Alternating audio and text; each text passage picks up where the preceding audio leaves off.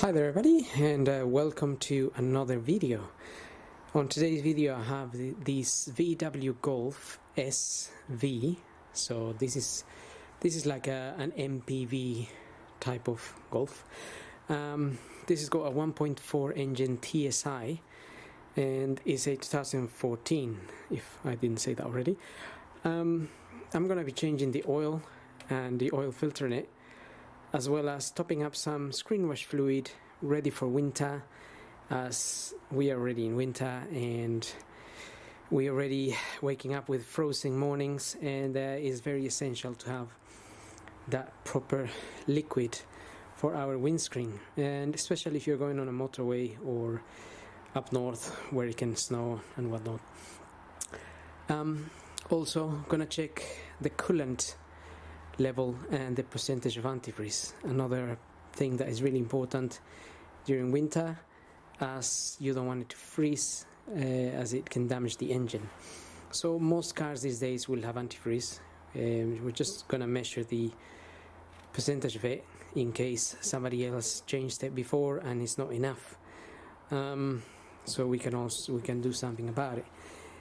In this case, so I'm gonna start with the topping up of the screen wash fluid. That goes in this cover here, and we can buy screen wash fluid from any garage or petrol station and just top it up as required. This is the one I got. You can buy it concentrated, already mixed, and just pour it in there. If it's concentrated, you have to mix it yourself. But so it'd probably be easier to buy the non-concentrated one. Right, so I need a little bit more there.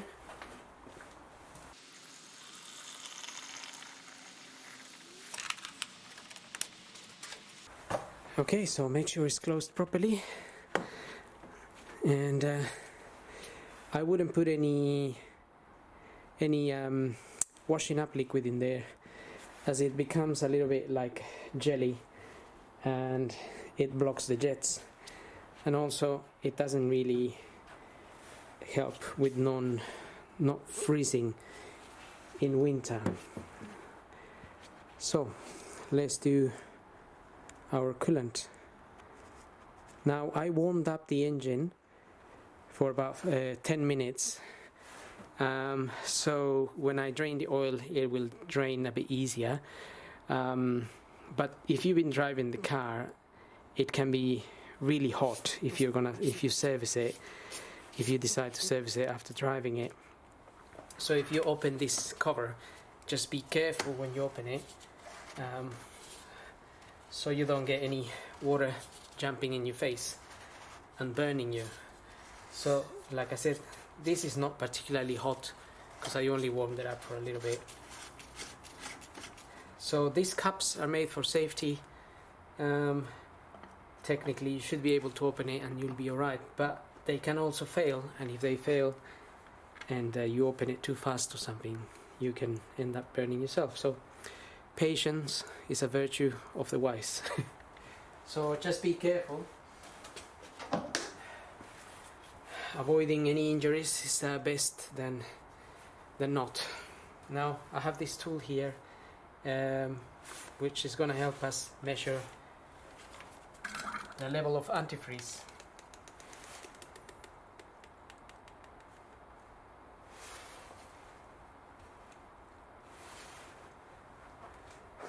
Okay, if I just let it settle a little bit, that's showing me around -30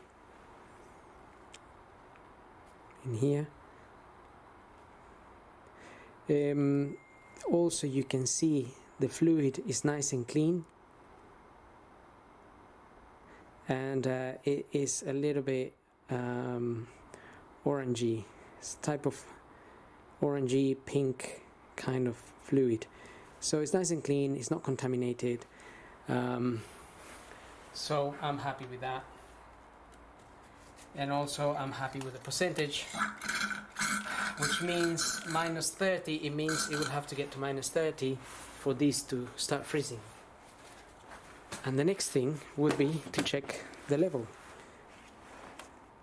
So that container is pretty much clear. You can see the coolant there. I'm just gonna put this light in there. We can see it a little bit better.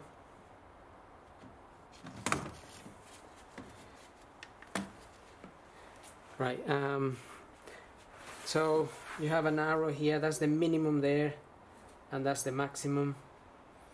This is half, which is perfectly fine. We can't top it up, but it's no need. If you found it that it was at the minimum, then you can top it up. You just go to your closest spare parts store or VW and buy some antifreeze and pour it in there. In this case it's okay, so I'm happy with that level. I'm happy with the percentage of antifreeze.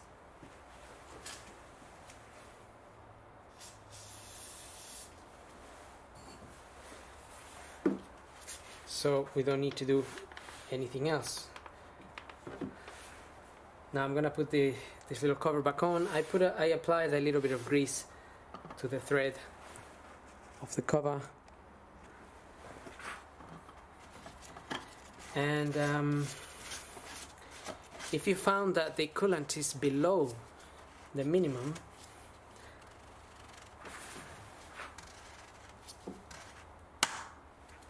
make sure you close that until it clicks like that.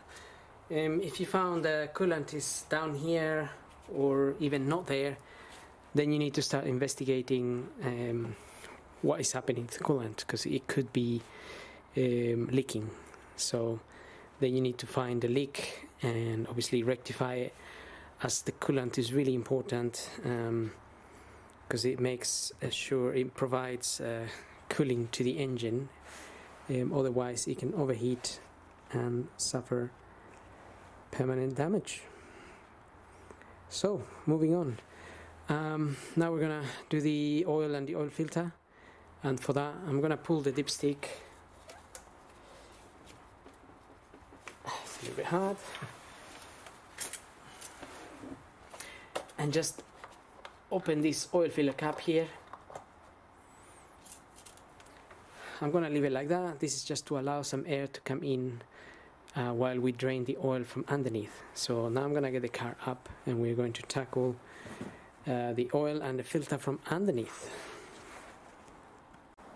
So looking at the car from underneath, we have a number of screws, T25s, that we need to remove in order to loosen this cover here, and there is 3 T45s in here.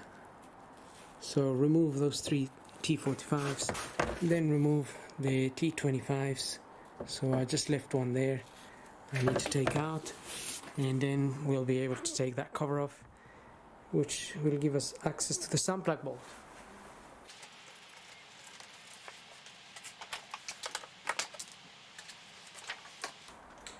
And there is one more here in the center that I didn't see.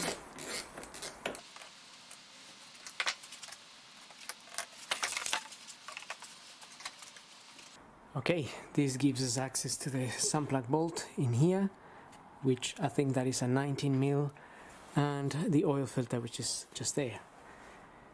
So get yourself an oil pan, and we'll get those open. So I have a 19mm here, and we'll crack this open.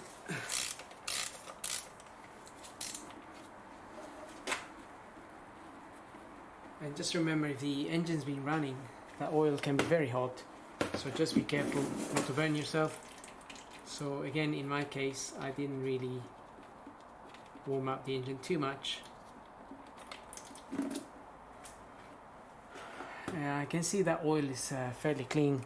This car is quite low mileage actually, but it may have been serviced recently, but I'm not sure really, because the computer was asking for a service. So it's just that the car may not have moved too much, that the oil is fairly clean.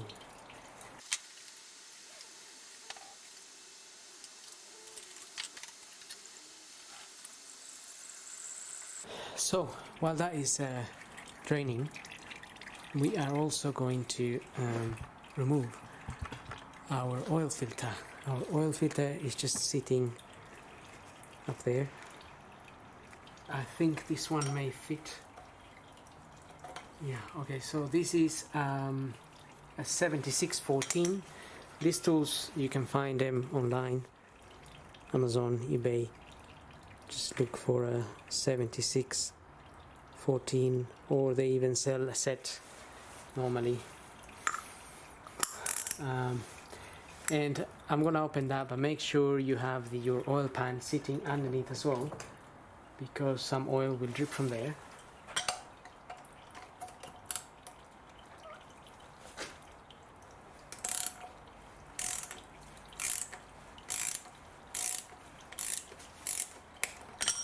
Usually those filters are only hand tight, so they're not really that hard to open. But you still need a tool, because you can't open it by hand, as with time it becomes a little bit tight.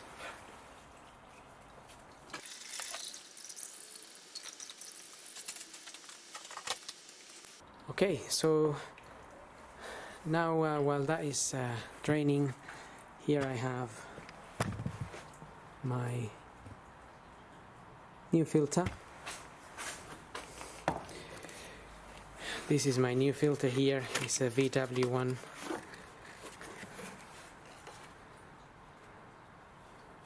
And just gonna prepare it.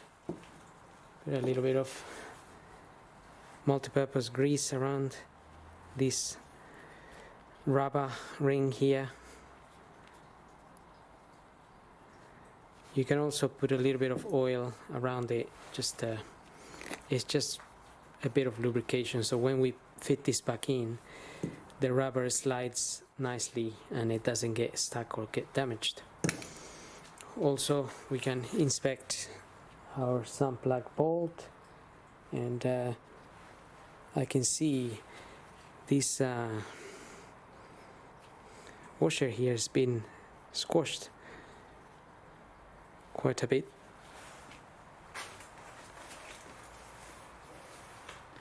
So ideally we want to change it. So you may find that the washer is really stuck in there, and you want to remove it, but you need to break it loose. So just as it gets squashed, it gets a bit stuck in there.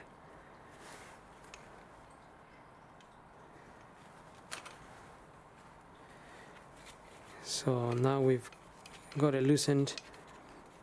It may be that we can sort of unscrew it out, or it may be that it's so squashed that we can't quite unscrew it out. So we might need to apply a slightly different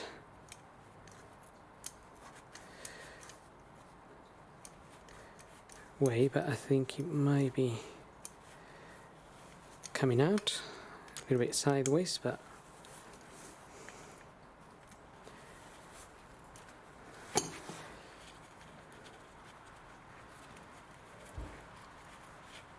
there we are. That's really quite squashed actually.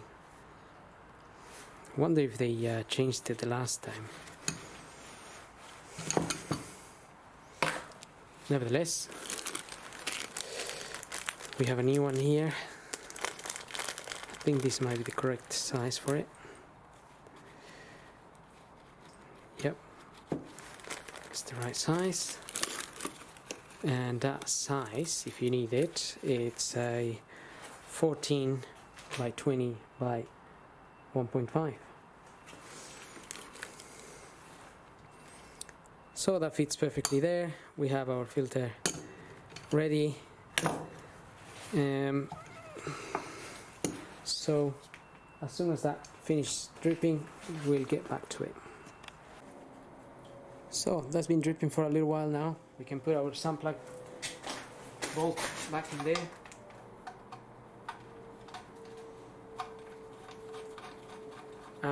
This sump plug bolt will just go in. You can tighten that between 15 and 20 Newton meters. It's enough. So if you have a torque wrench, you can use that. If you have you can use a small wrench, so that you don't use too much force. But just close it. Don't over tighten it. So I mean, I can carry on closing this, but the small wrench doesn't allow me to apply too much force to it. But the point is that we don't want to damage the thread on the sump or the bolt, as we would have to replace the whole sump. So just close it. Once you feel it's closed, just give it an extra little bit of tightening there, and that's it. At the end of the day, we're only squashing that copper washer a little bit to create a seal.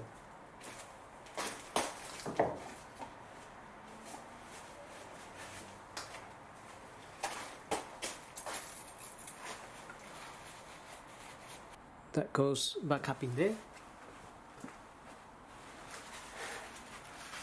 Again, just clean the surface where that filter is going to sit a little bit.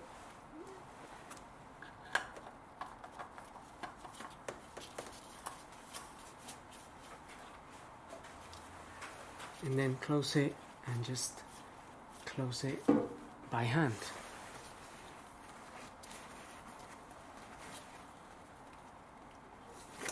There's no need to use the tool.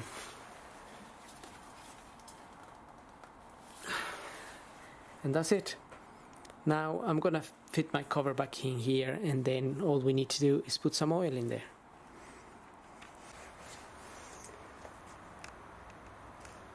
Now we're ready to put some oil. That will go in there. So I'll try to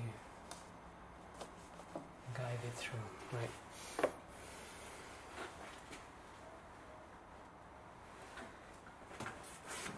And this car, this engine, this is a 1.4 TSI 2014, takes 4 liters of oil. And they recommend 5W30, but that's depending on where you are located and the temperatures. So it all just depends where you live. And also they do recommend for the petrol engines A3 type of oil.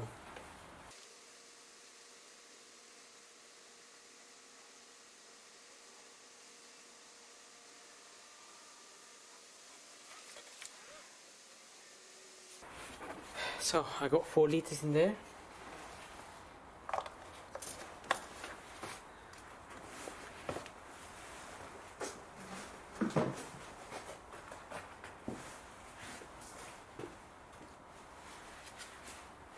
We can just quickly check the dipstick.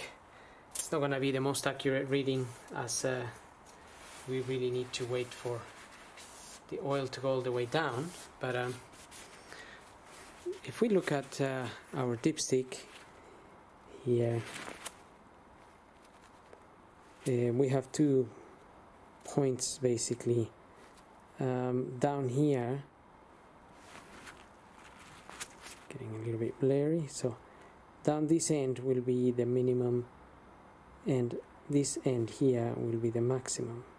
Minimum, maximum. So we are aiming to be around the max area here.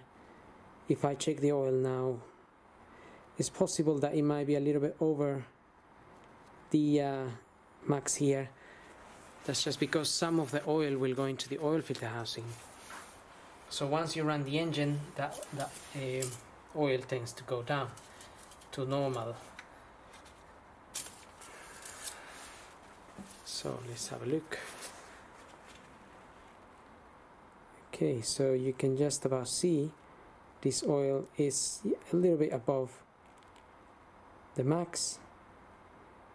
It's just up there. So like I said, once we run the engine, that oil will drop a little bit, and then it will go down to the max area.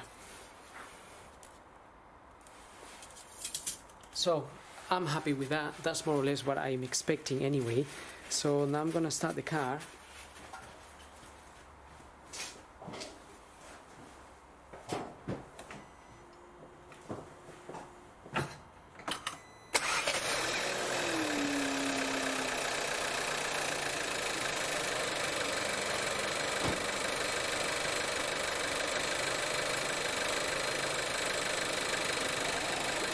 Engine sounds sweet, so I'm happy with this.